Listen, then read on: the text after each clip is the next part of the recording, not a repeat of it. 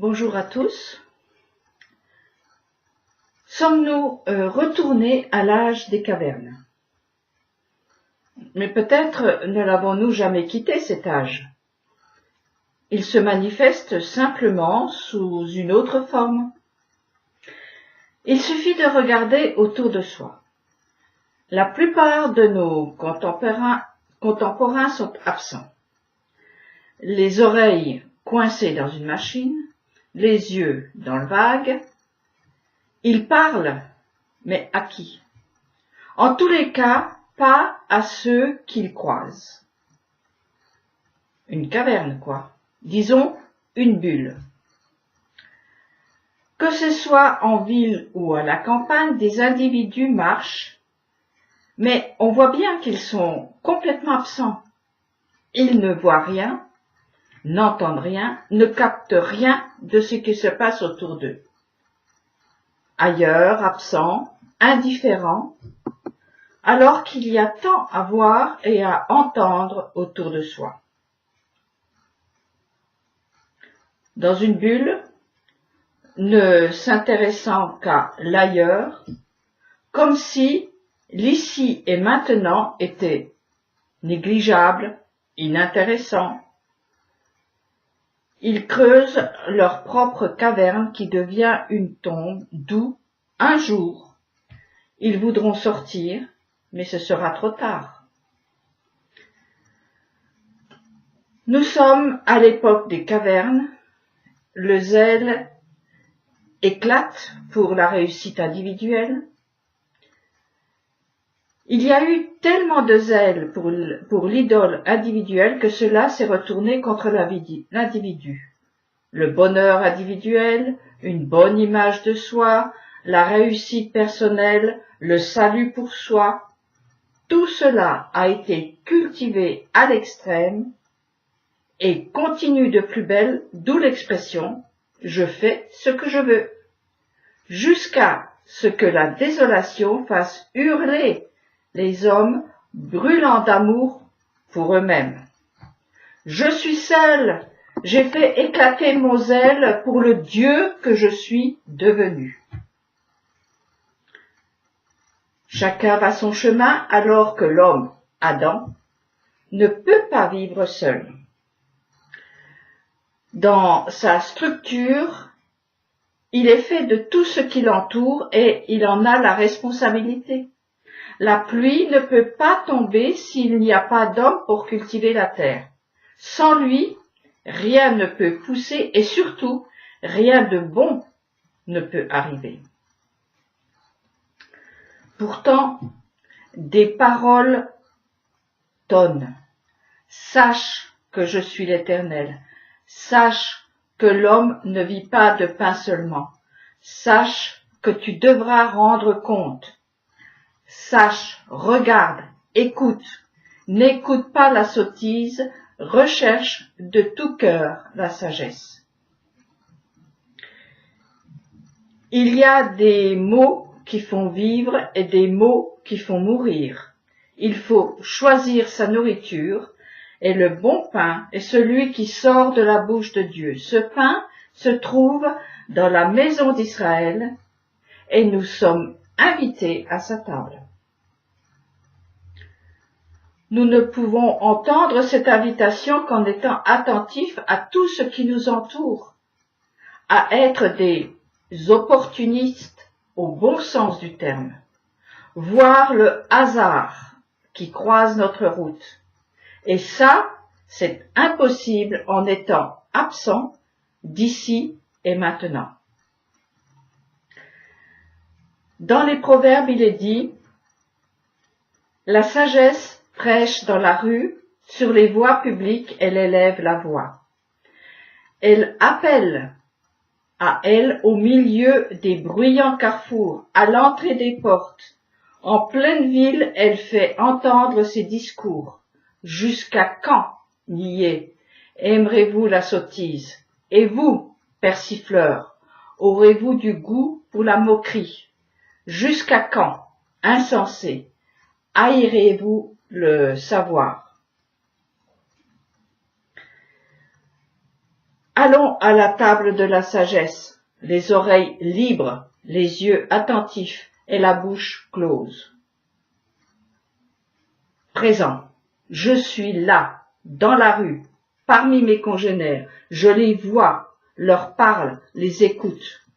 J'entends le vent, les oiseaux, je vois ce qui m'entoure et ainsi j'entre dans la sagesse qui a construit tout cela. Nous sommes invités à cette table. Nous pouvons y venir avec notre sandwich et notre bouteille de vin dans le sac. Faisons honneur à nos hôtes en dégustant avec plaisir et reconnaissance ce qui nous est servi.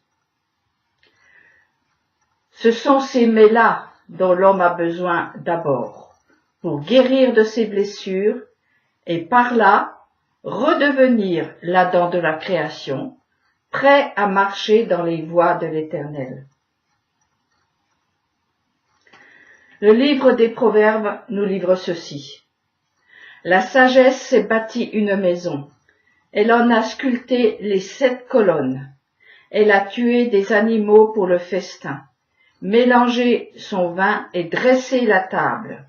Venez manger de mon pain et buvez du vin que j'ai mélangé. Laissez là la sottise et vous vivrez.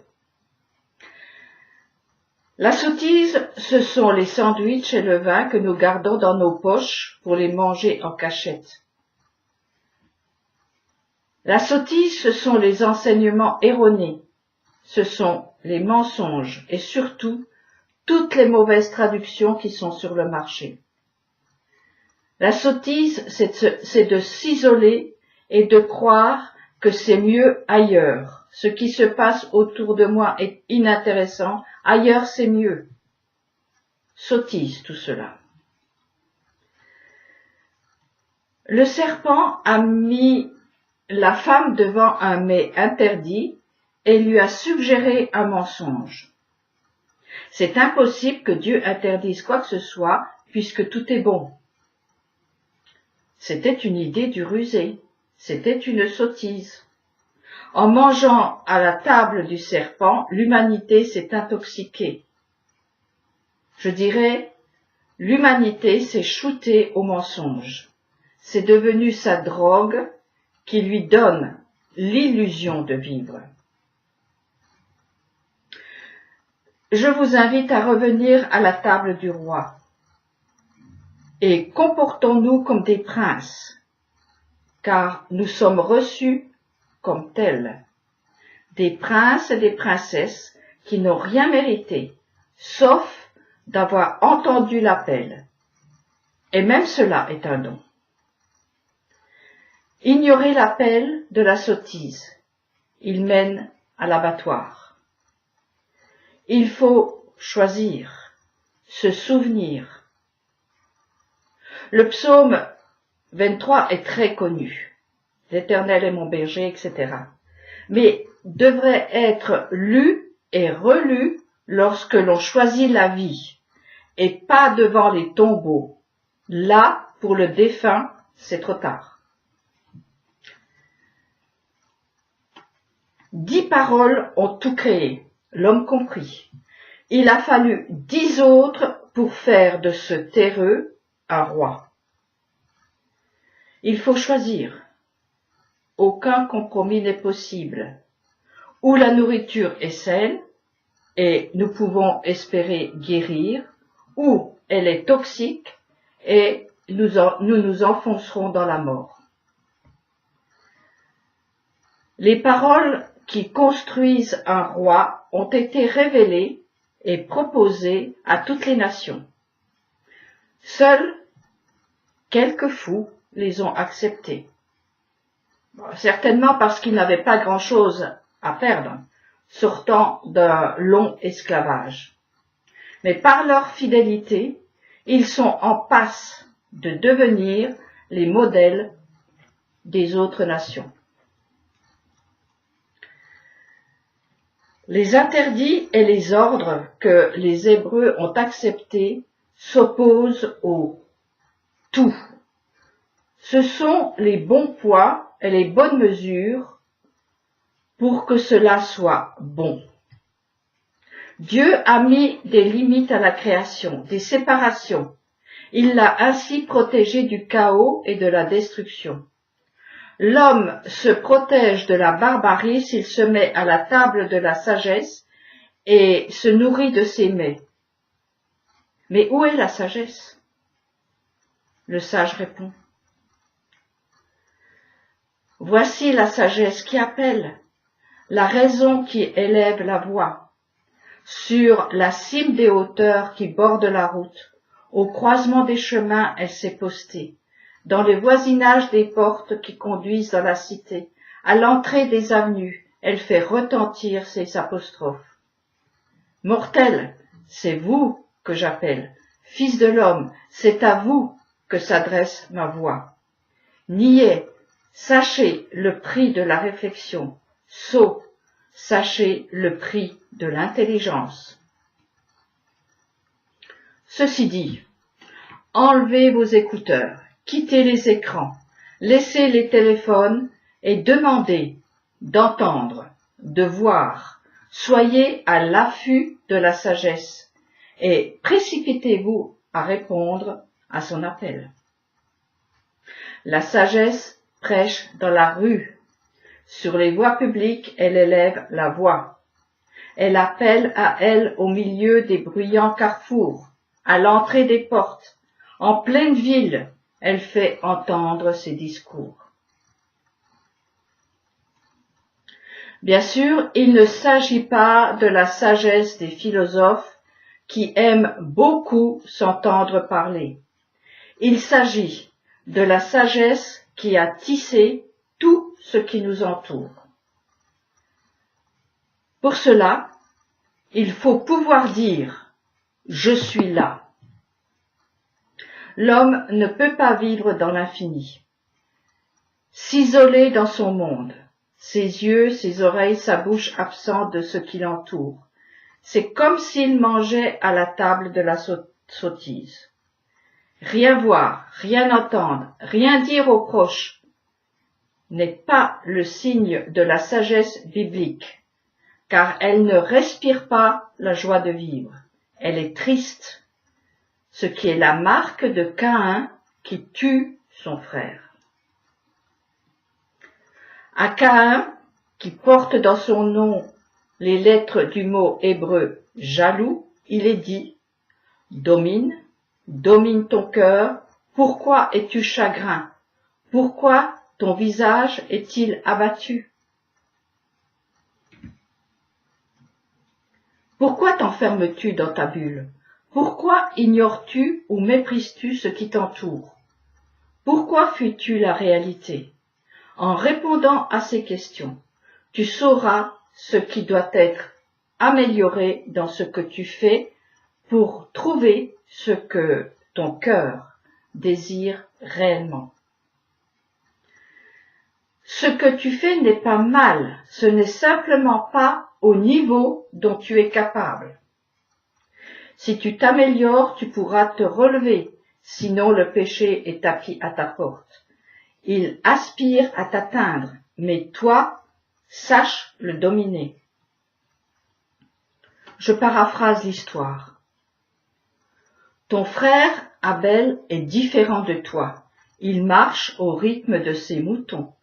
Il sait comment les mener. Sa connaissance est parfaite pour sa mission. Toi, Caïn, tu chevauches peut-être un pur sang. Ta mission est différente de la sienne. Tu dois savoir et apprendre d'autres choses. Vos chemins sont différents. N'envie pas ce qu'il est et ce qu'il a. Occupe-toi de ce que le maître du monde attend de toi. Là, avec ton casque sur les oreilles, dans ta bulle, où cours-tu? Tu n'es pas au point. Ton cheval est malmené. Tu ne domines pas ses pulsions. Il est attiré par les grands espaces et il veut tout. Mais toi, mets la limite. impose le rythme et donne le cap. Pour cela, apprends. Sache, n'oublie pas que l'homme a besoin de pain pour son corps et de paroles pour qu'il devienne ou reste un homme image du Créateur et trouve non pas l'infini, mais l'éternité. Ton envie d'ailleurs te fait perdre la raison. Mais toi, reviens à la source, parmi les humains, là où la sagesse aime danser. Elle fera de toi un prince, une princesse. Il s'agit pour nous, Caïn ou Abel, de choisir le berger qui nous mènera près des eaux calmes. Il a préparé les mets adaptés à chacun selon sa mission qui lui est confiée. Bonne semaine à tous et à bientôt.